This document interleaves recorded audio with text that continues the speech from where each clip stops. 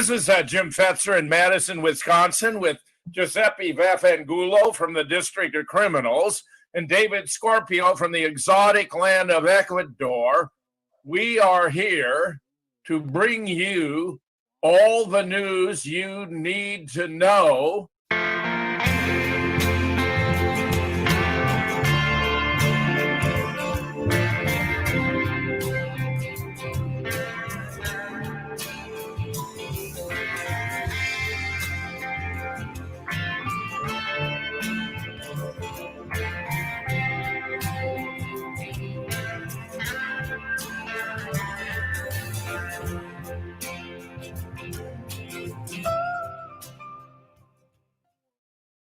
Beginning with pollster John McLaughlin.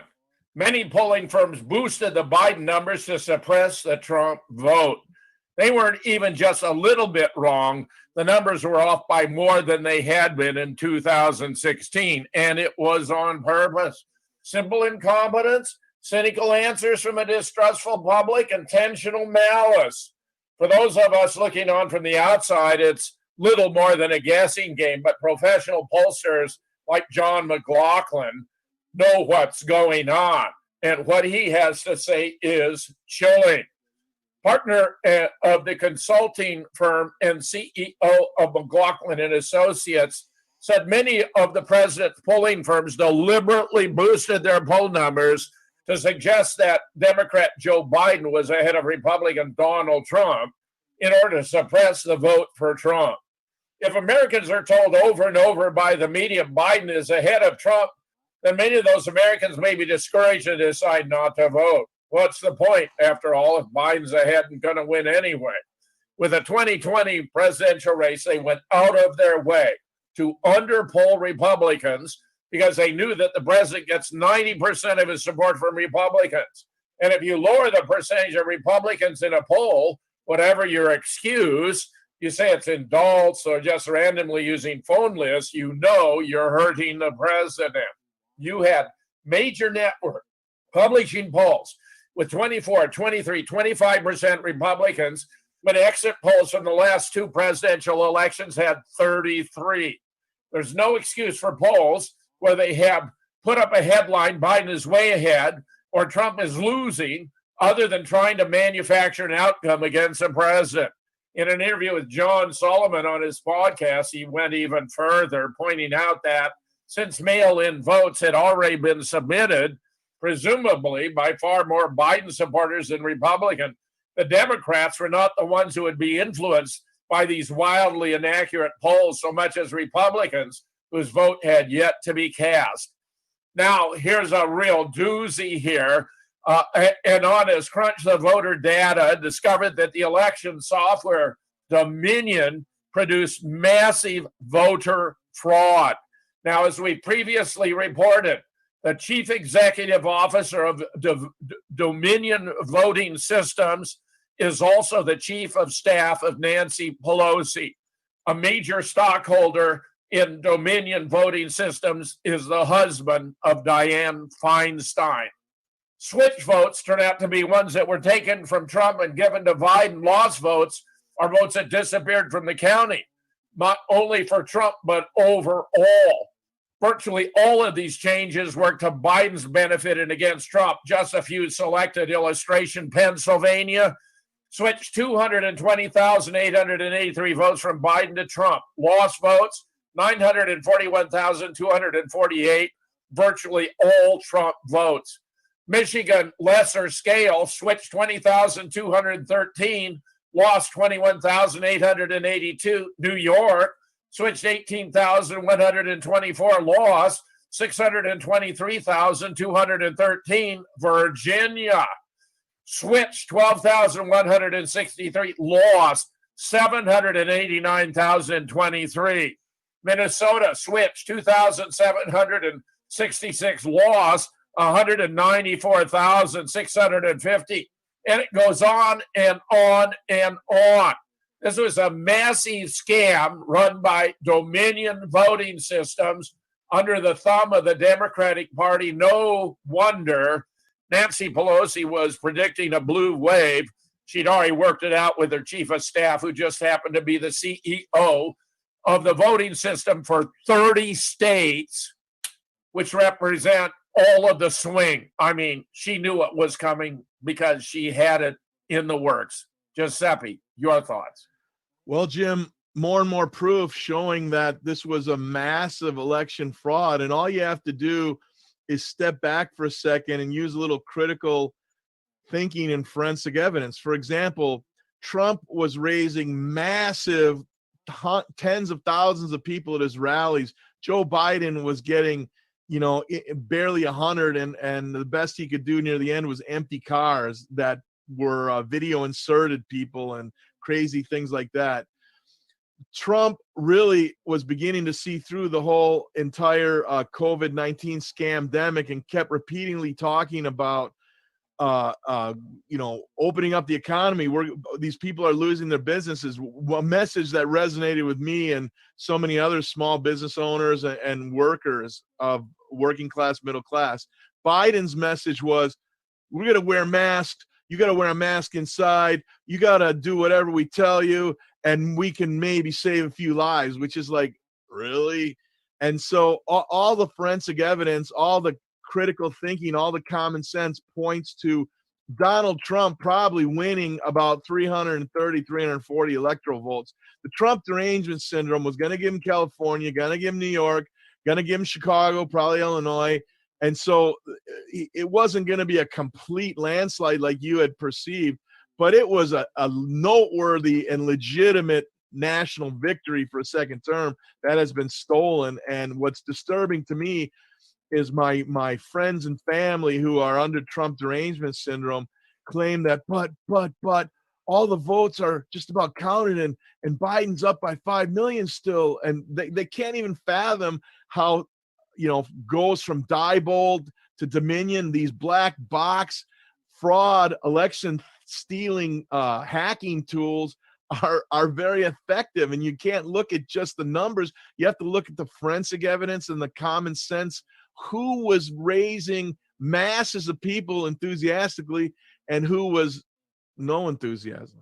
Oh, it's absurd. I mean, Biden could get 10 people to come to a rally. It was ridiculous. Scorpio, your thoughts?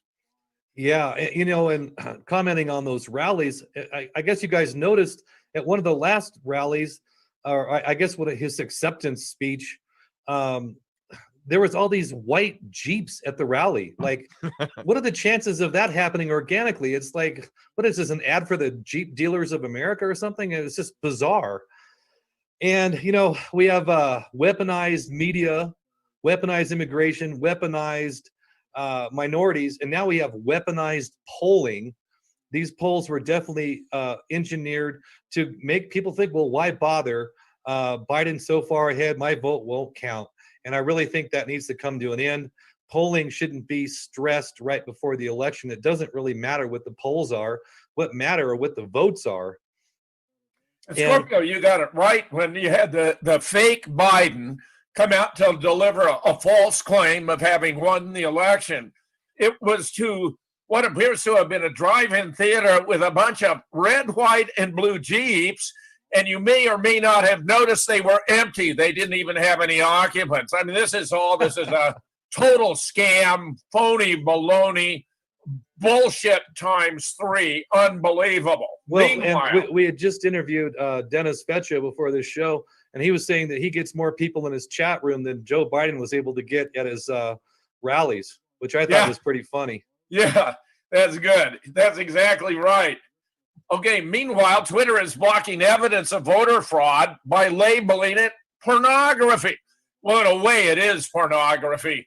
Meanwhile, Democrat election worker claimed he and his team threw out tens of thousands of Trump votes. Get this, Kyle Faugston, time to come clean. I worked for Wayne County, Michigan, and I threw out every Trump ballot I saw, tens of thousands of them, and so did all of my coworkers. I regret nothing. Stunning. Absolutely stunning. He went on to say he regretted nothing. Fellow Facebook users were not as amused by his confession.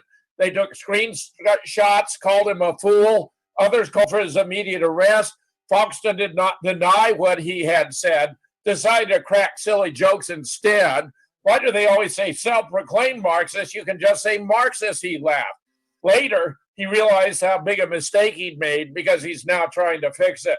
When the Gateway pundit shared his story, this must have made him realize how serious it was. Since tampering with an election comes with all sorts of fines and penalties, he knew he had to do something. He wrote and begged for mercy. An update was asked for. This is what he said. I'm humbly asking you to please update this. It was a joke for my few followers. I never intended to deceive anyone. I've never been a ballot counter. I made a mistake. I wish I could undo it. Before, once the original message started to make the rounds on Facebook, he decided to delete 2 of his 3 previous accounts. This seems mighty convenient, by the way, if it were a joke and he had never worked for a ballot counter. Where we're sitting, someone decided they were going to say the quiet part out loud. Now they're trying their best to do damage control. Meanwhile, Tom Fitton, and he's going on Fox and Friends today, as I understand it, massive fraud and lawlessness impacting over 2.5 million ballots in Pennsylvania, alleged by the real Donald Trump campaign in an historic verified lawsuit, which I believe will turn out to be a bit chain result. Meanwhile, also from Tom Fitton, verified campaign lawsuit alleges 682,479 mail-in and absentee ballots received and processed without review by parties or candidates in Pennsylvania. And they had a video here where this was a ballot counter. And each time he got a Trump ballot, he put it up to the window so show you could see it like here. And then he stepped back and you could watch him rip it apart and throw it away. I mean, this is serious. This is documented. This is devastating to the official narrative, which, of course, is denying there was any impropriety in the vote whatsoever, and that Trump is merely making it up in a desperate attempt to stay in the White House. Giuseppe, your thoughts? Well, Jim, we're witnessing and experiencing a massive coup d'etat by the globalist parasites and through their marionette, the Democratic Party. I mean, Joe Biden did not win this election legitimately, and the level of stuffed ballot boxes virtually is insane because, as we previously described, that many people are just not enthusiastic about Joe Biden other than the Trump derangement syndrome libtards in the big cities and on the college campuses. And other than that, the real America can't stand Joe Biden, can't stand Kamala Harris. And interestingly enough, notice how the last couple elections they've stopped doing exit polling because exit polling was the only real polling, and it revealed how Donald Trump would have won a landslide in 2016 and probably a near landslide in 2020. They don't do it because they don't want you to understand how these elections are being stolen by the globalists. Yeah, the whole system has to be overhauled. I mean, it's very, very obvious. And assuming Trump prevails, and today North Carolina was finally called for Trump, it looks as though Pennsylvania will be called for Trump. Biden's lead in Arizona has been narrowing. I suspect all of these still disputed states are going to go to Trump. He'll have the opportunity to do some serious house cleaning. God, it's unbelievable, the filth that has become the United States electoral process. Scorpio, your thoughts? Yeah, it's interesting. That guy was a self-proclaimed Marxist. And if you think about it, Marxism is just another word for statist, which is someone who wants the government to decide every aspect of our lives. And we're seeing that enacted now with the California governor and other governors telling people how many people they're allowed to have over to their house for Thanksgiving. It's absolutely outrageous. And we're seeing, with this election and the behavior of the Democrats, we're seeing this Alinsky's rules for radicals gone mainstream. I mean, people are adopting these tactics, this anything to win attitude, forget honor and, honesty and all that kind of thing, just win at any cost. That's gone mainstream, and this is the result of it. It's shameless. Very nice point, Scorpio. And I'll tell you, the instrument that brought this about is one Barack Hussein Obama. We've mentioned many times how it's very obvious the debate Biden was not the real Joe Biden. The earlobes are particularly telling, but so is the chin, so is the shape of the skull, so is the fact that the guy who is the new Biden has brown eyes, whereas Joe has blue. Here you can see the earlobe difference very distinctly. Well, another website called Indian in the Machine is published at Galactic World Government Forming. Clone Joe or original Joe. Photo evidence, they did the old presidential clone switcheroo. There they're showing the difference between an attached earlobe and a free earlobe where there's a pendant hanging down. Here you can see the attached in this exposition. Here you can see the original, very, very different. I'm glad this is coming out more and more, where James McCanney observed to me in writing when I initially sent out my blog and subsequently on the Power Hour when I featured him as my guest, that the debate Joe seems to have had plastic surgery around his eyes to make him look more like the real Joe. Your thoughts, Giuseppe?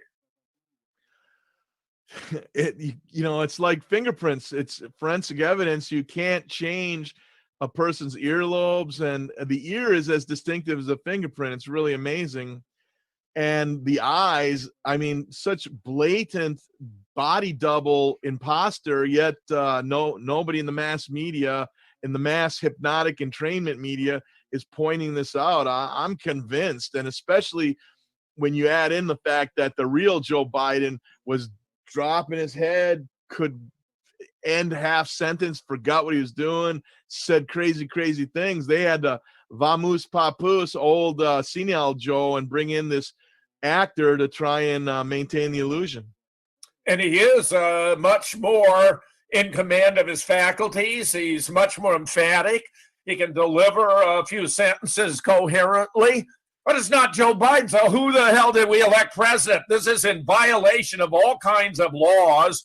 And I think it's the simplest, most direct proof to the American people of the enormity of the scam. And I cannot believe that nobody up there higher in the food chain in terms of communication is running with a story, because I'm making many efforts to get it out. Scorpio, your thoughts? Jim, I think you meant that the original Biden had brown eyes, right? No, Scorpio, you had it wrong. We were faulted by a caller about that because the original Biden has blue eyes. And he said I should have called you when you said it, and I was going to, and somehow it slipped by me. But it was the other way around than the way you dressed it. Yeah, but I'm telling you, I saw some old footage of the original Joe Biden with close-ups of his face, and he had very brown eyes from what I saw.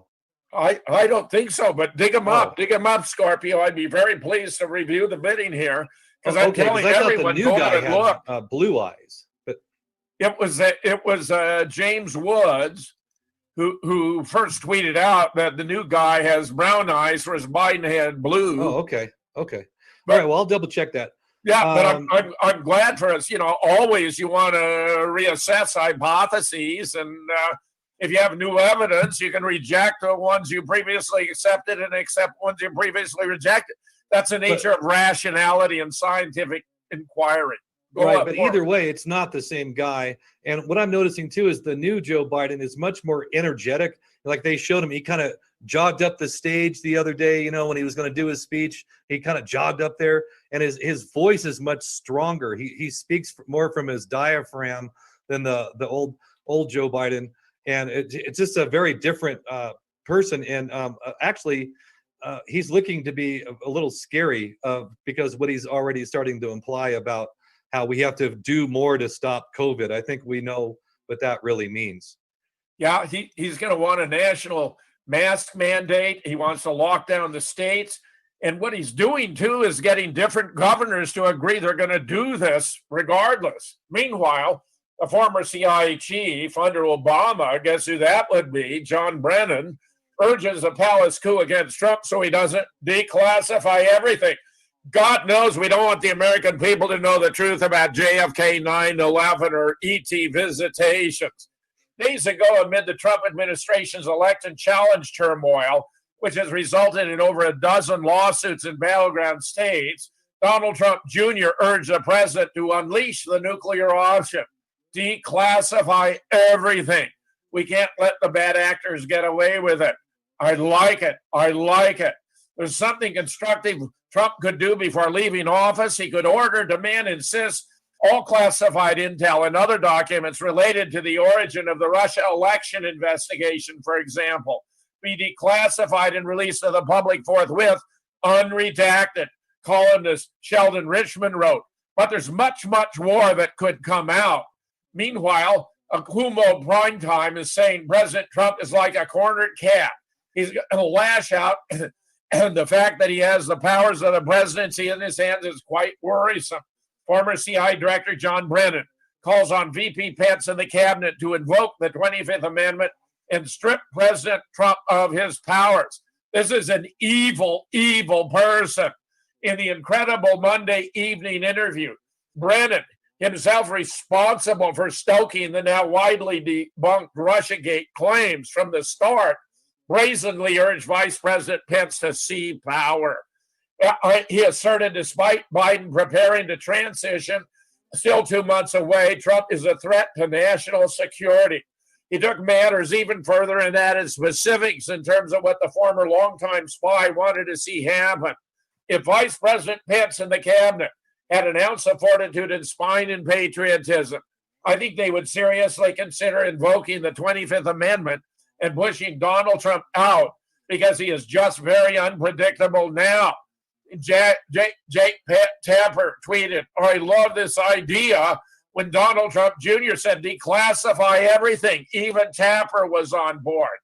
Referencing what appears to be a post-election purge and exodus following multiple federal agency top officials either being pushed out or resigning since last Thursday, Brennan suggested this was part of a Trump conspiracy to compromise national security.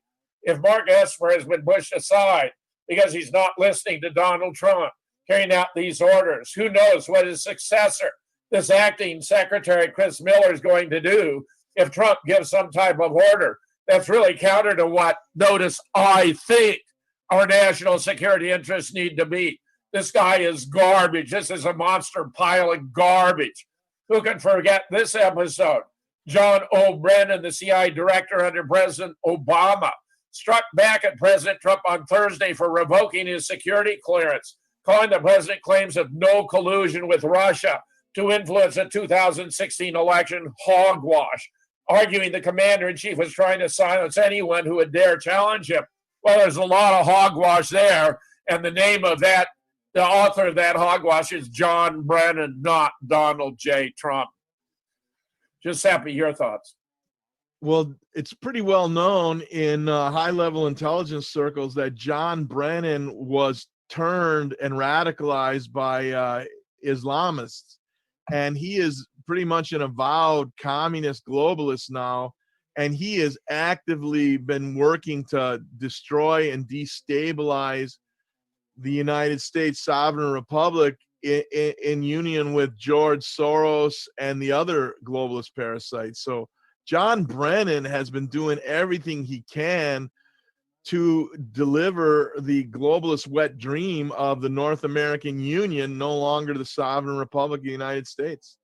I think that's completely correct. Scorpio, your Thing about all these classified documents, it shows the fact that Trump wants to declassify things says a lot about him as a person and where he's coming from, frankly.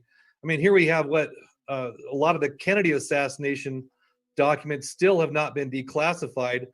We can't have a government that's honest if they can hide behind classified documents for 60 years. It's outrageous.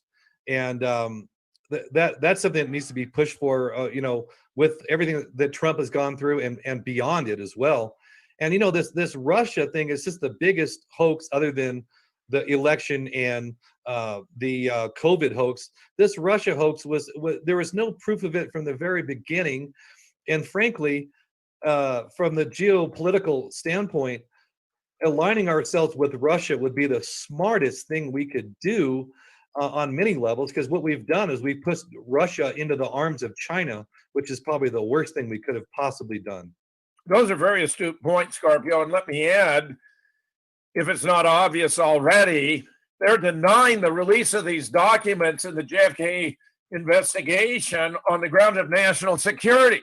But if the official account of a lone gunman getting 3 lucky shots were true, there's no national security aspect to the case.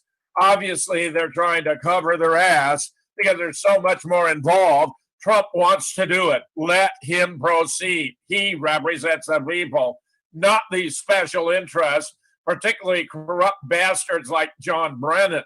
Meanwhile, here's an aside.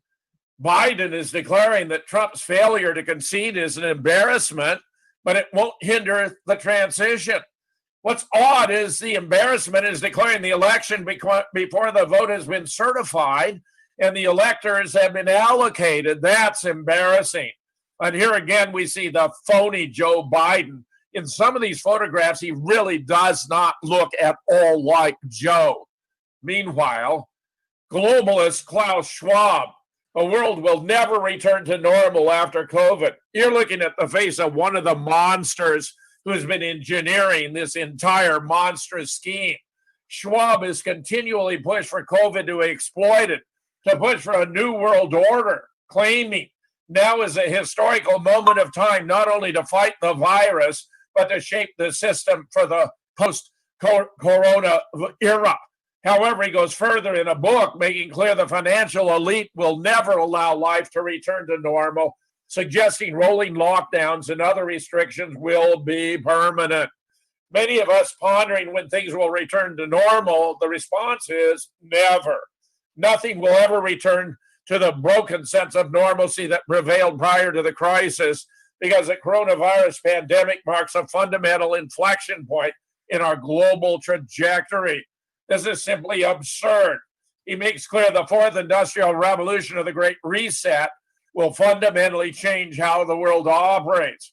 Radical changes of such consequence are coming that some pundits have referred to as before coronavirus, BC, and after coronavirus, AC era. We'll continue to be surprised by both the rapidity and unexpected nature of these changes. And of course, we've been discussing what they involve.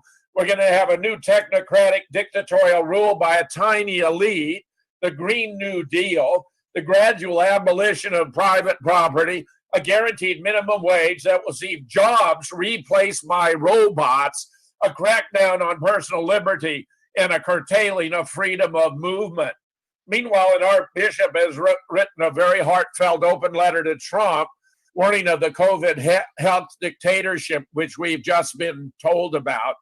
Archbishop Vigano has written an open letter claiming the COVID-19 pandemic is part of a plot to impose a health dictatorship, and that Trump is the final garrison in stopping the agenda. In his letter, he asserts the coronavirus pandemic is an integral part of spiritual warfare being waged between good and evil.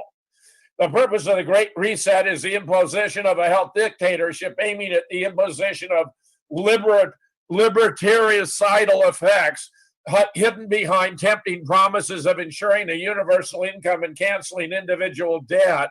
The price of these concessions from the International Monetary Fund will be the renunciation of private property and adherence to a program of vaccination against COVID-19 and COVID-21 promoted by Bill Gates with a collaboration of the main pharmaceutical groups. Beyond the enormous economic interests that motivate the promoters of the Great Reset, the imposition of the vaccination will be accompanied by the requirement of a health passport and a digital ID with a consequent contact tracing of the population of the entire world. Those who do not accept these measures will be confined in detention camps or placed under house arrest, and all their assets will be confiscated. The Archbishop said it will be activated between the end of this year and the first trimester of 2021, will be justified via more lockdowns in response to a second and third wave of the virus. We better pay attention. No one up until last February would ever have thought that in all of our cities, citizens could be arrested simply for walking down the street to breathe, to keep their business open, to go to church on Sunday, yet it's now happening all over the world. And the goal is to make the transition to the New World Order almost painless and unnoticed.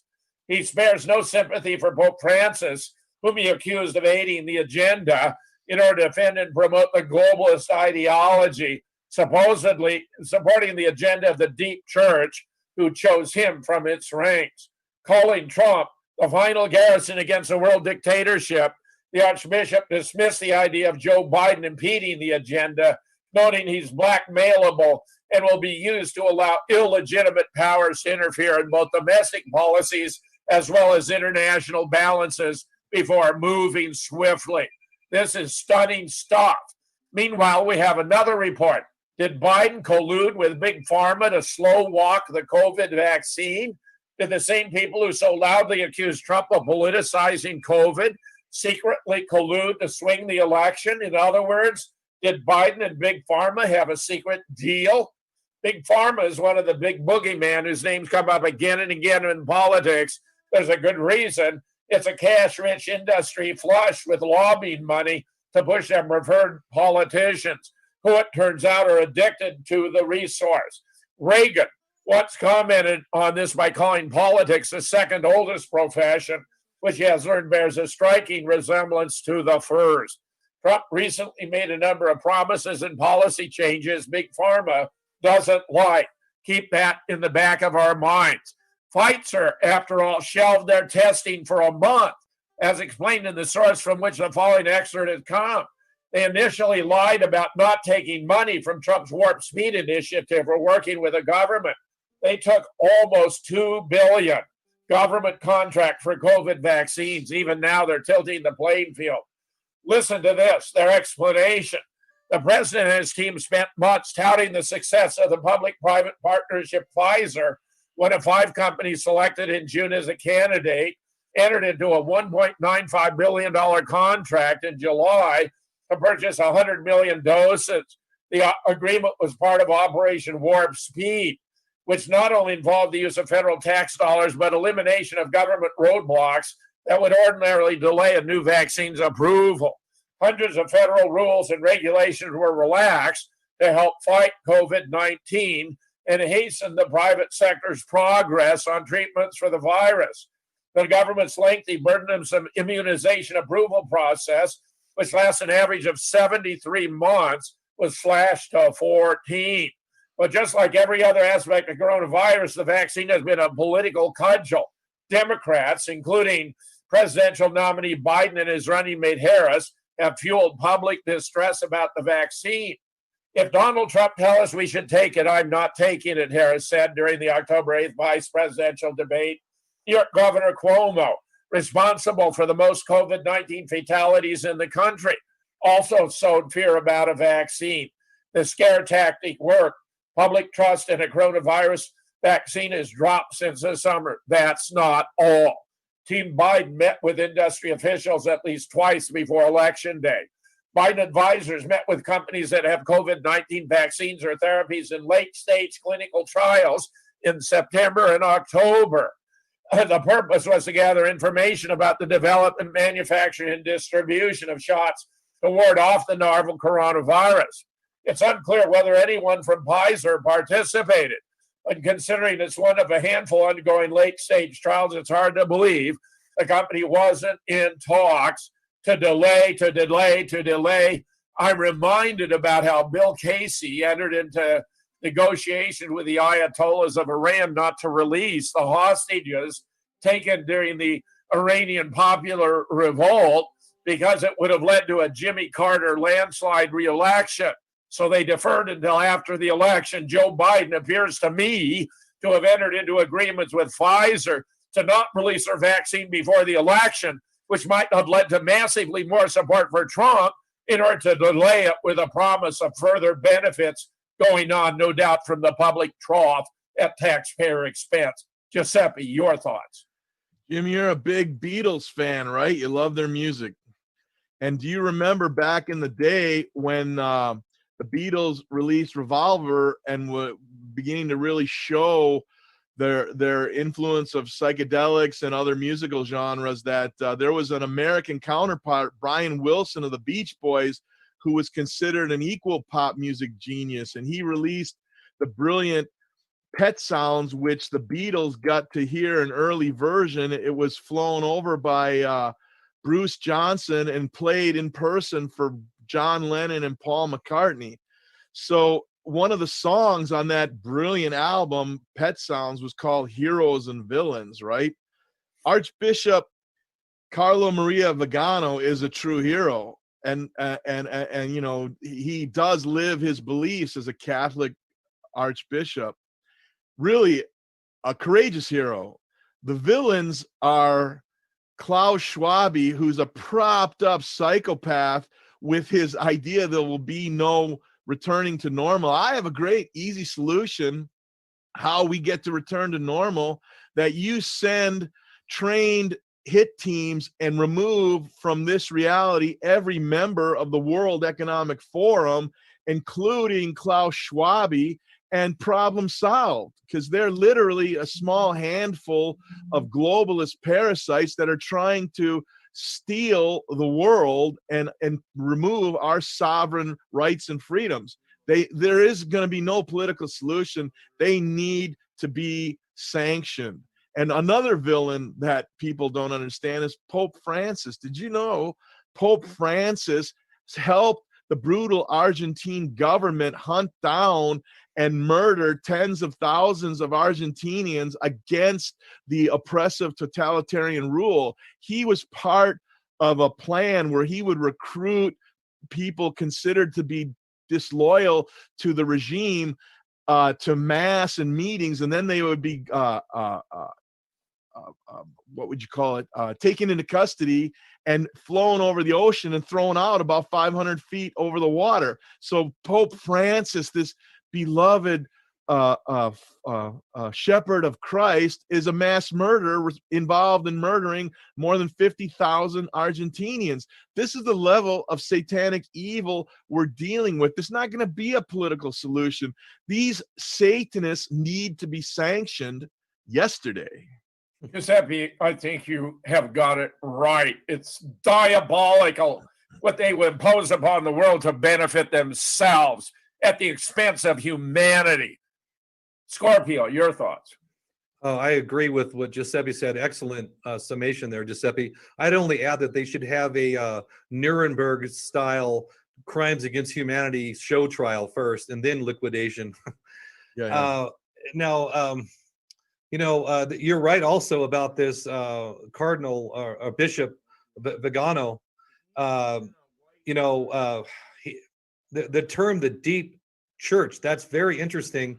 If anyone studied the lore of the Catholic Church, Pope John Paul I, who was assassinated 33 days after being made Pope, he wanted a clean house back then. He wanted to take out all the people that were dirty inside the church and get rid of them. That's why he was poisoned 33 days after being made Pope. And of course, this Pope Francis, he's the very first Jesuit Pope ever to exist in the history of the church, which is very significant if you've ever looked into the Jesuits. And, going back to this election, when Joe Biden was coronated the victor, all of the mainstream media, they're all saying Trump is making baseless claims. That's the word they're all using. It's part of a script that they're reading from.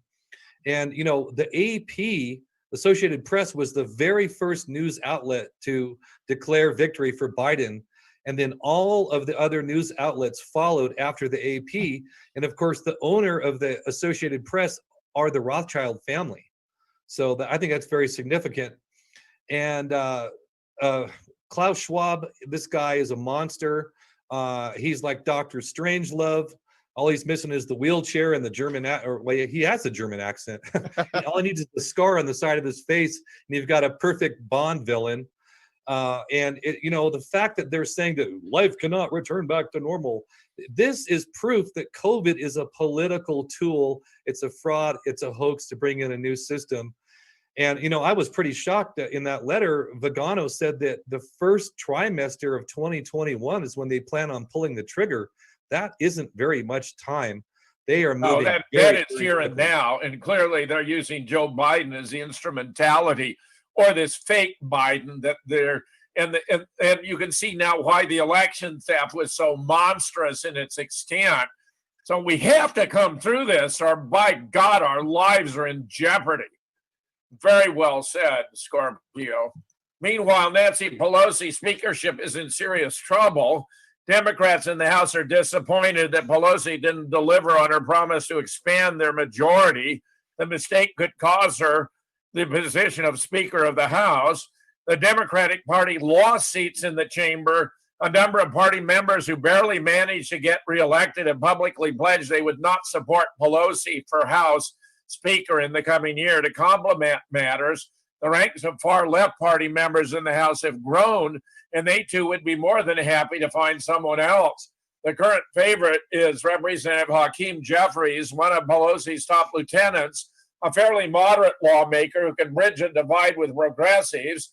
He's publicly said he isn't after Pelosi's job, but his tune may change if enough lawmakers come out to support him. He's the only one prepared and positioned. He bridges moderates and progressives better than anyone. And most importantly, he's not Nancy Pelosi. While House members have made no secret of their plan to find an alternative, Pelosi has busied herself giving interviews on TV, declaring her party has a mandate to govern, even though they haven't won a majority in the Senate, lost seats in the House, and their claims to the presidency are tenuous, as many Americans doubt the validity of the vote count. The Speaker has also launched a formal bid to keep her position. There are odds she may be able to fend off challengers. She managed to do so in 2018 when far left progressives and moderate Democrats expressed wariness but ultimately support her. Things, however, could be different this time around. The loss of seats in the House for the Democrats is no small matter. In 2016, President Trump won both houses of Congress along with the presidency. 2008, Obama did the same. Such an outcome allows a president to spend at least the first 2 years shaping policy and fulfilling important promises. While the outcome of the election is far from clear, the results for House and Senate show the American public isn't interested in a far-left socialist agenda. Pelosi may be unwilling to admit her party's headed in the wrong direction, but many moderates who actually spend time with their constituents are making it clear that the Democratic Party needs to get back to the basics, and for many, getting rid of Pelosi is the key. Meanwhile, avowed socialists, AOC, and other left-wingers have repeatedly called for defunding the police. Now she blames the GOP for linking Democrats to socialism in anti-police movements. I mean, how absurd is this? If we won this race again, we will get effing torn apart in 2022, she added, according to the Post. This was Spanberger, a commentator, interviewing Ocasio-Cortez, who didn't take kindly to the accusation. She said she might even have to get out of politics. Wouldn't that be nice? While complaining to the Times, so I need my colleagues to understand that we are not the enemy, and that their base is not the enemy, that the movement for Black lives is not the enemy, that Medicare for all is not the enemy. This isn't even just about winning an argument. Is that if they keep going after the wrong thing, I mean, they're just setting up their own obsolescence. During an interview with Jake Tapper on CNN, she tried to claim the reason Democrats got dinged by voters for supporting socialism and defunding the police was due to Republican rhetorical attacks. How absurd is that? The avowed socialists loudly cried for defunding the police, told CNN over the weekend Democrats didn't campaign on socialism or anti-police sentiment. How absurd is that? Meanwhile, she also said it was GOP smears, not Democratic candidates, who linked the party to groups advocating those efforts. If you look at some of the arguments that are being advanced that defund the police hurt, or that arguments about socialism hurt, not a single member of Congress I'm aware of campaigned on socialism or defunding the police. Wow. Despite her complaints, she herself has consistently identified New York defunding its police last summer, declaring Defunding police means defunding police. In June, while criticizing New York City leadership, including fellow traveler Bill de Blasio for alleged budget tricks and funny math, she said, defunding police means defunding police. It does not mean tricks or funny math. It does not mean moving school police officers from the NYT budget to the Department of Education budget so exact same police remain in schools. It does not mean counting overtime cuts as cuts. Even as NYPD ignore every attempt by the city council to curb overtime and overspending, it does not mean hiring more police officers while cutting more than $8 million from New York City's schools. If these reports are accurate, then these proposed cuts to the NYPD's budget are a disingenuous illusion. This is not a victory. The fight to defend policing continues. Meanwhile, others have been in a similar dire strait from defunding the police. Giuseppe, your thoughts? Jim, more to put in the villain category. Nancy Pelosi is everything that's wrong with the big government industrial complex. She's multi-generational parasite and criminal. She's a 9-figure millionaire now from public service. Her husband is corrupt. Her children are corrupt, and she's satanically evil. She's a vodka swilling, adrenochrome abusing, all that twitchiness. That's from years of adrenochrome abuse. Her and her daughter own a pizzeria that's equally as satanically symboled as is the deviant James Alefantis' pizza, Comet Pizza in the District of Criminals.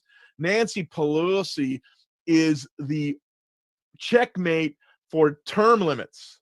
Have to have term limits so people like that parasite don't get to stay in power decade after decade. And Alexandria Ocasio-Cortez, what a lightweight, what a smarmy child. Everything she said in her goals to become a Bolshevik 2.0 leader, a communist champion, all of a sudden when people point out, for example, when they defunded the police in Minneapolis a few months ago this summer after the St. Floyd of fentanyl false flag scam, fake death, I was looking at some statistics just before we started recording that compared to 2019 in Minneapolis, murders are doubled and there's still 2 months to go. Rapes more than doubled. Violent assaults doubled. Robberies doubled. So this is the insanity of these narcissistic special snowflakes like the empty pantsuit lightweight Ocasio-Cortez, is they think, oh, if we would just have social workers, wrong. We need police because we've obeyed the laws our entire lives. We don't rape. We don't shoot. We don't murder. We obey the law and respect our fellow citizens. If these subhumans can't discipline themselves enough to go get a job at the post office, go get a job where if you're black, you get that job. I don't get that job. There's jobs for everyone, but no, they don't want the job. They don't want to have to work. They want to be rappers. They want to be professional basketball players. They want to be everything but what it is, that when you're a lower class person, you got to work your ass off to have a decent life. Now, can that be improved? Should there be living wages for the working class? Absolutely. Do you see in either party, either corrupt wing of the Zionist globalist bird trying to help the working class and the poverty class get a living wage job to have some self-respect and be able to maintain a family? Hell no. And that's why Ocasio-Cortez, the best idea you have is go run home and make your videos and get the hell out of politics. You're a loser and you're an embarrassment to this country. She is astonishingly poorly educated. She really has no idea of how the real world works. Yep. She's just a pampered, self-indulgent narcissist who likes the idea of wielding political power regardless of the consequences. She's on a trip, and it's a bad one, and it's not going to end well. Scorpio, your thoughts? She's on a bad trip. Yeah.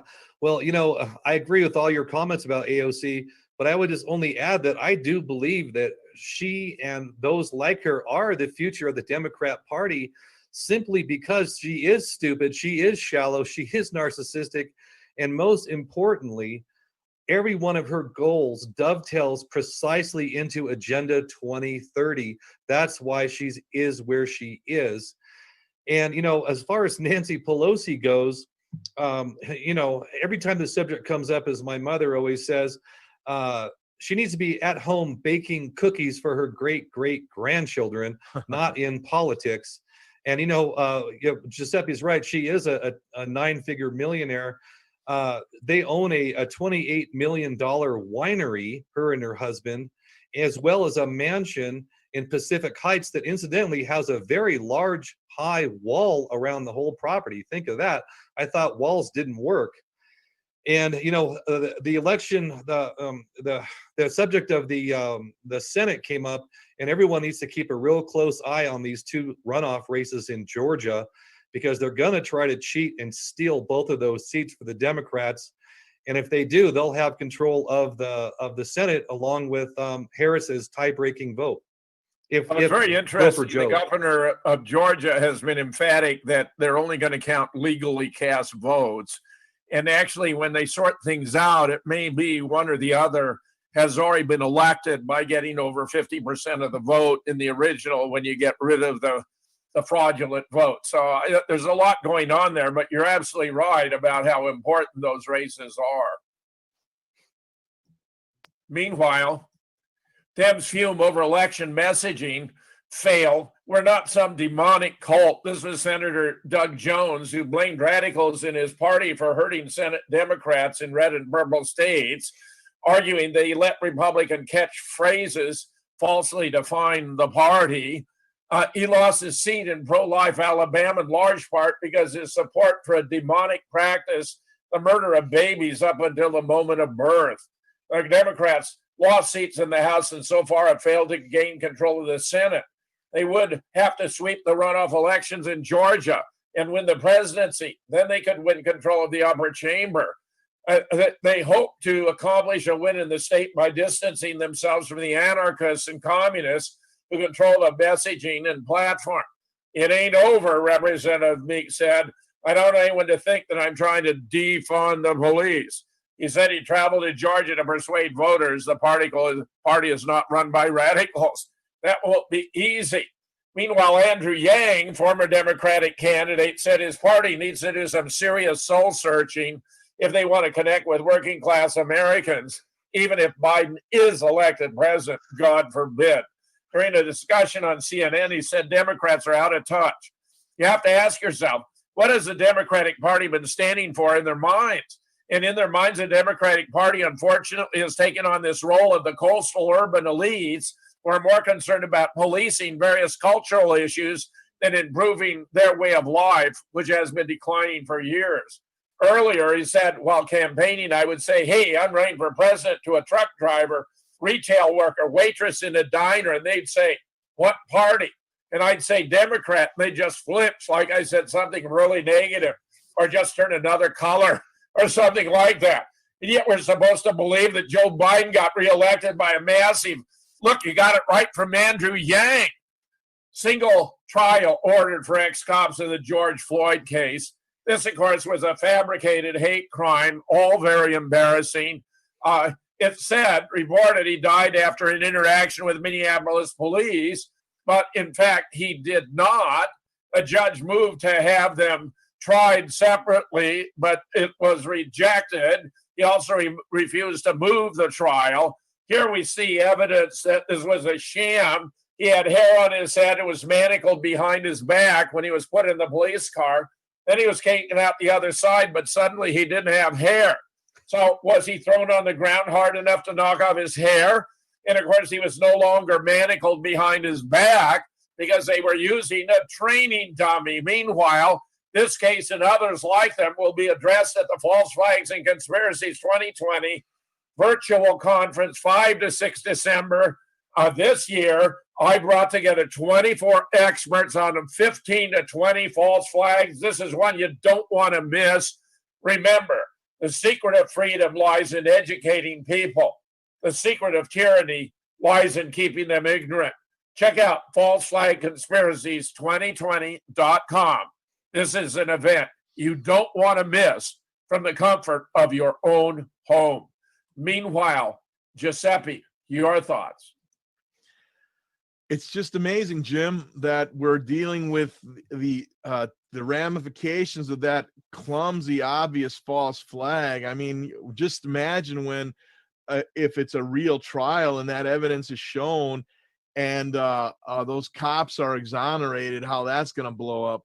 But Andrew Yang is a sharp guy, and not only is the Democratic Party a party of coastal urban elites, it really is a party of globalist parasitical elites. And if there's ever going to be a political solution, it has to be the end of the two controlled dual citizen parasitic parties. There needs to be a populist party. There needs to be other parties, a patriotic party. I don't care what you name them, but there has to be a way to get power to the people, the real people, the Americans, not the illegal aliens who come in and vote when they shouldn't, and certainly not to the dual citizen traitors who are like a cancer in this country.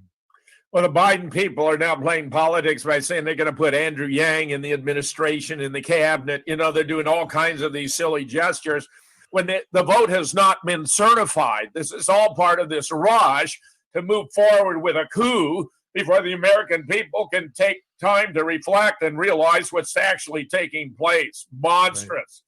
Scorpio, your thoughts? Yes, that's why they are rushing it, because it delegitimizes Trump's effort to say, hey, wait a minute, there's a lot of problems with this election.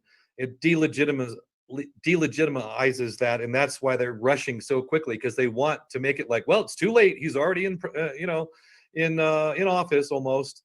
It's kind of like when your dog rushes inside and lies down on the bed, like, well, I'm already asleep. You can't kick me back outside. It's kind of like that. Yeah.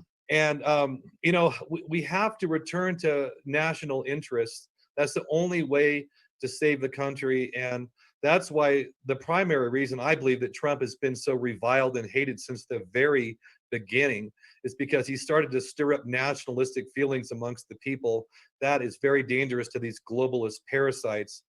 And, Andrew Yang certainly did state the obvious that, Democrats have lost touch with working class people. That's a massive understatement, primarily because you cannot support open borders and open immigration, illegal aliens, and support working class jobs at the same time, because the two things are diametrically opposed. It's as simple as that. I think you got it right on all counts, Scorpio.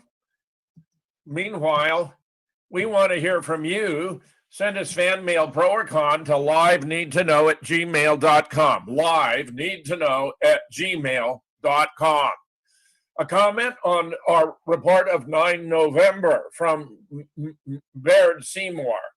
By now, 9 months into covert, the owned and dishonest press, the owned and lying politician, and the fake everything should be apparent to the vast majority of the population. But they don't get it. They all continue to wear masks. He makes another comment. Giuseppe is dead right about everything. We are living in a Talmudic clown world. I'm astounded by all the sheeple wearing masks. This is way bigger than Trump, and it isn't looking good. Meanwhile, this is what I want for us to be celebrating within the next few days. Trump art. Biden defeats Trump, just as Dewey defeated Truman. Here's another. I like this especially with the trophies. The head of Nancy Pelosi, Joe Biden is double, and Kamala Harris. May this be the case. Meanwhile, I think we got to understand this is where we're at. It's not about the virus. It's all about control. And there's only one man standing between us and a very desperate and bleak future. Sad to say. Final thoughts, Giuseppe. What great art, especially if Trump is like a phoenix reborn. He gets a second term. I want that picture with the trophy heads. I'm gonna put that in my studio here. That'd be great. And Baird Seymour gets it, man. We are in literally a fight for our very existence. The good people, the decent people, the law-obeying people, the people who value what the United States is, the sovereign republic of the United States, this great experiment. We are under attack by a series of satanic, weaponized minorities, and this is it. If we do not win this, people like us, we're going to probably be imprisoned or murdered. So I would like to see us inflicting the pain, not accepting the pain. Yeah, on a whole host of grounds, you're absolutely 100% correct. Scorpio, your final thoughts. Yes, we're about to collectively jump off a cliff like lemmings into the abyss if we don't win this fight. This really is the most definitive moment in modern history about human freedom, human consciousness, and the ability to live your life the way you choose. They're going to take it all away. And I have to agree with the commenter. Seeing all these people run around with a mask is depressing and sad. They don't see what they're doing to themselves. This is a battle we have to win. Absolutely true. I couldn't agree more, Scorpio. Jim Fetzer in Madison, Wisconsin, thanking Giuseppe Vaffangiulo from the District of Criminals, David Scorpio from the exotic land of Ecuador. They've both made so many impeccable points today. This is a fight we cannot lose. Donald Trump must win. This enormous scam must be defeated. We cannot have the Great Reset and survive as a humane population. We will be reduced to the status of serfs and slaves of a tiny, minuscule minority who want nothing more than to control the entire planet Earth. I say again, as an agnostic, God bless Donald Trump and God bless the USA. Our lives, our fate, our children are in the balance. It must work out right. Thanks for being here. We'll be back tomorrow with more of what you need to know.